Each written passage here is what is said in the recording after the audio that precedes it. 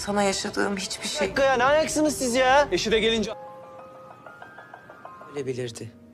Sence bunu hiç... Gel buraya gel. Ona hiç şüpheniz olmasın büyük hanım. Bekler merak etmesin. Ha, bir şey olmayacak mı?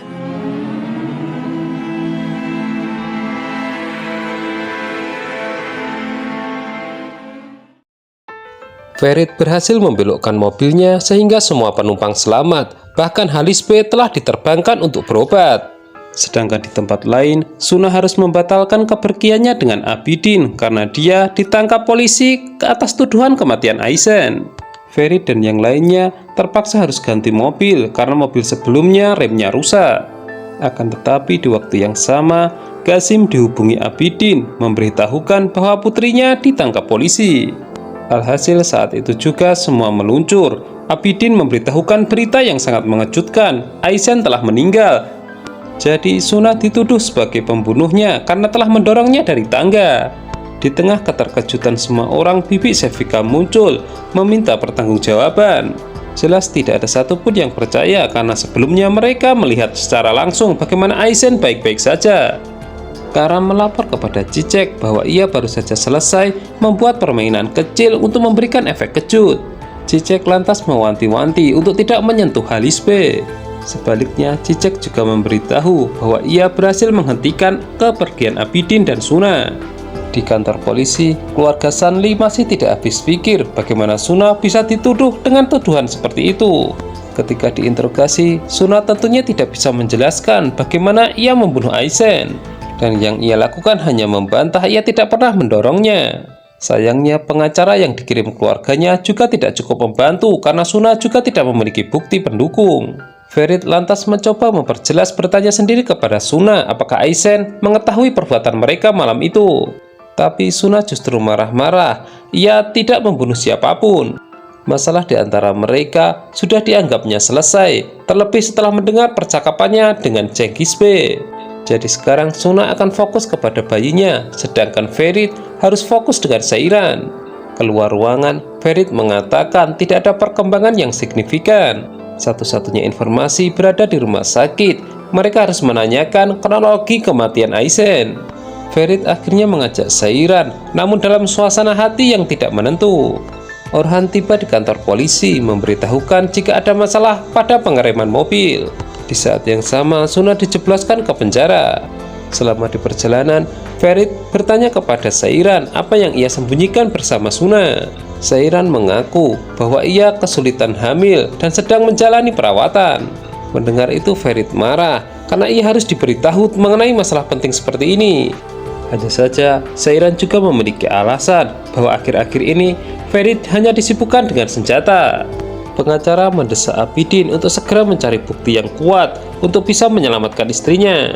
Suna juga berharap demikian karena keduanya baru saja berkomitmen memulai kehidupan baru. Abidin akhirnya menjanjikan kepada istrinya itu akan berusaha semaksimal mungkin untuk mengeluarkannya. Cicek mendesak Sadik untuk membackup perawat yang mereka sewa.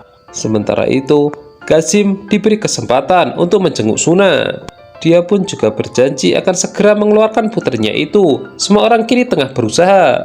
Akan tetapi putrinya itu menjadi ragu. Hingga detik ini belum ada bukti yang meringankan. Dan ketika jam besok berakhir, Qasim menolak untuk keluar dan justru membuat keributan. Ternyata ini merupakan triknya agar ikut di penjara sehingga bisa menemani putrinya itu. Abidin kembali ke rumah sambil marah-marah, memohon kepada Cicek untuk mengeluarkan istrinya. Ia sebenarnya tahu bahwa ibunya itu dibalik semua ini. Dan jika ibunya itu peduli dengan calon cucunya, maka ia diminta berbuat sesuatu. Ferit dan Seiran tiba di rumah sakit. Mereka masih membicarakan mengenai keinginan memiliki anak. Jadi dengan segala cara mereka akan mencoba mewujudkan. Dokter yang menangani Aizen mengatakan bahwa pasiennya itu mengalami gagal jantung. Itu bisa terjadi kepada siapa saja, sifatnya mendadak.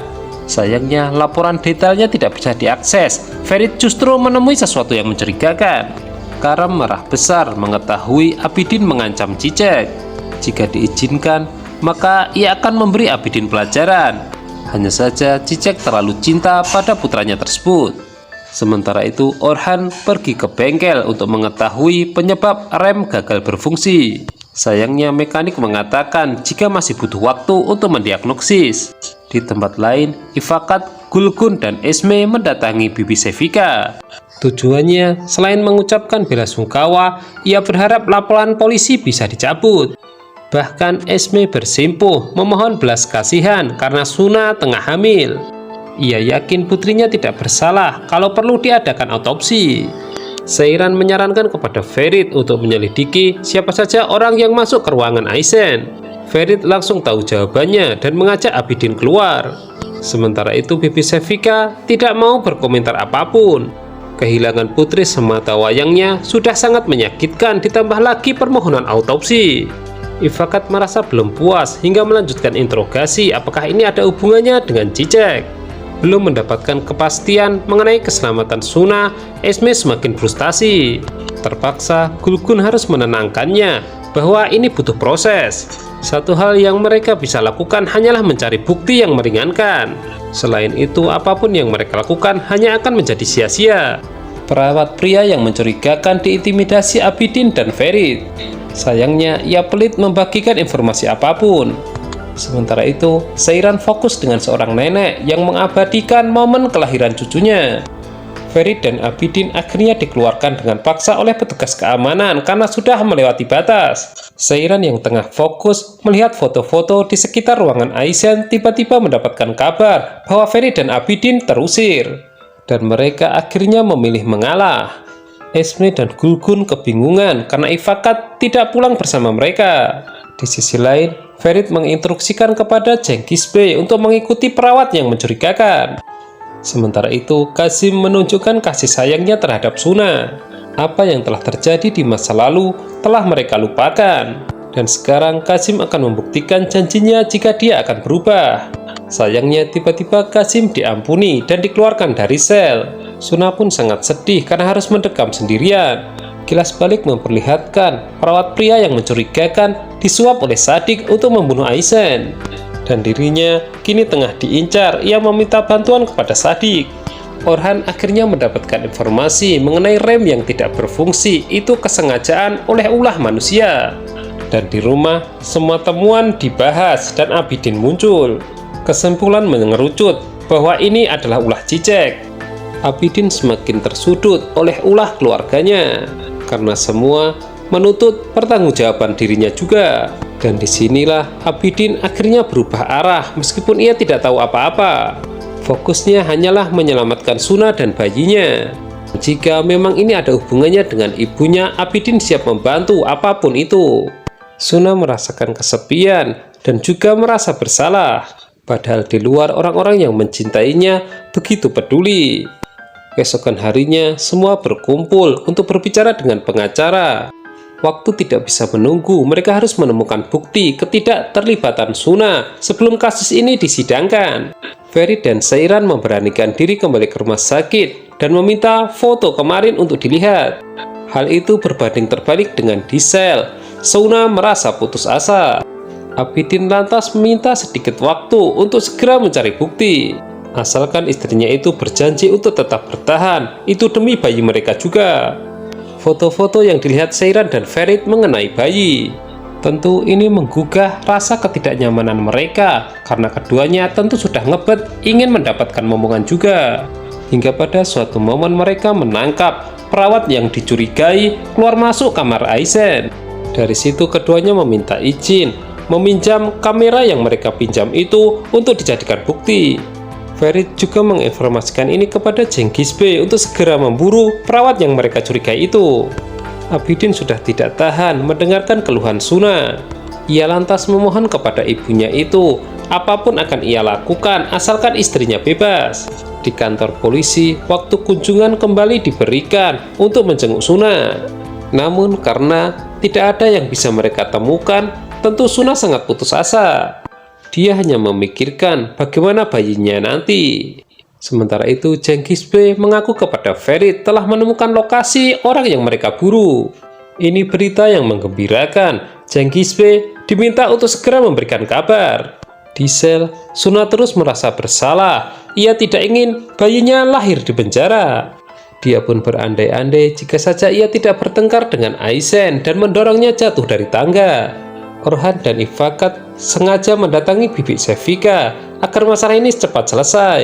Di waktu yang sama, Suna dibawa untuk segera disidang. Sementara Ferit dan Seiran sedikit terlambat, mereka harus menyusulnya.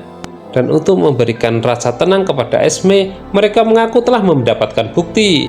Bibi Sevika dipaksa menghargai jasa-jasa Halis B. Untuk itu ia juga didesak untuk ikut bersaksi di pengadilan meringankan Suna. Apapun yang ia lihat dan ia ucapkan pasti akan sangat membantu. Karena pada dasarnya Bibi Sevika juga tidak mengetahui bagaimana putrinya meninggal. Buruan Jang Kisbe berhasil kabur dengan bantuan Sadik, namun ia bisa mengabadikan momen itu. Ferit dan yang lainnya pantas kecewa, namun mereka menyaksikan juga datangnya Cicek dan Karam. Bibi Sevika bersedia bersaksi dan dihadirkan kepada pengacara. Jelas saksi dan bukti dianggap sudah cukup, tapi tiba-tiba tidak ada hujan, tidak ada angin, Sadik muncul dan mengakui sebagai pembunuh Aizen. Singkat cerita, setelah Sadik menyerahkan diri, Suna pun dibebaskan. Meskipun demikian, semua tetap waspada karena ini merupakan permainan yang sudah diatur sedemikian rupa oleh Cicek. Sementara itu di luar, Karam justru mempertanyakan permainan macam apa ini. Masa orang kepercayaan dikorbankan hanya demi orang yang belum jelas? Di saat Ferit merasa tidak terima karena dipermainkan oleh Cicek, Seiran justru menyuruhnya untuk berhenti karena yang terpenting saudaranya sudah bebas. Lagi-lagi terjadi pertengkaran karena perbedaan pandangan di antara keduanya. Di sisi lain, begitu bebas, Suna meminta izin kepada orang tuanya dan saudaranya bahwa ia akan ikut dengan Abidin. Tentunya pihak keluarga tidak mampu melarang karena Abidin adalah suaminya. Belakangan diketahui Suna ditemui oleh Cicek. Dia dilarang pergi dan harus bisa membujuk Abidin agar mereka tinggal di mansion. Jika tidak, dia tidak akan bisa bebas dan hidupnya akan menderita. Esme yang paling terpukul karena Suna memilih jalan yang sulit diterima. Karena dia sadar betul kehidupannya tidak akan pernah tenang selama ada Cicek. Namun satu hal yang bisa menjadi pertimbangan, Suna tinggal bersama Abidin, dia tidak akan terjadi apa-apa. Sementara itu merasa frustasi, Ferit pergi ke klub untuk happy-happy seperti dirinya dulu. Namun ketika dia sudah mabuk, dia dihampiri oleh Abidin. Tak lama dari itu, terjadi pertengkaran hingga berujung perkelahian. Akibat huru-hara ini, mereka ditangkap pihak keamanan dan diserahkan kepada polisi. Halis B menghubungi keluarganya, namun semuanya berbohong bahwa semua keadaan baik-baik saja. Padahal sebenarnya keluarga mereka tengah dipermainkan oleh Cicek. Di waktu yang hampir bersamaan, Orhan mendapatkan kabar bahwa Ferit ditangkap polisi akibat perkelahian di klub. Belakangan baru diketahui bahwa semua ini hanyalah skenario. Ferit dan Abidin dijebloskan ke penjara, di mana di dalamnya terdapat Sadik. Dan balas dendam ini tampaknya akan menjadi sempurna karena para nabi yang lain begitu hormat kepada Ferit.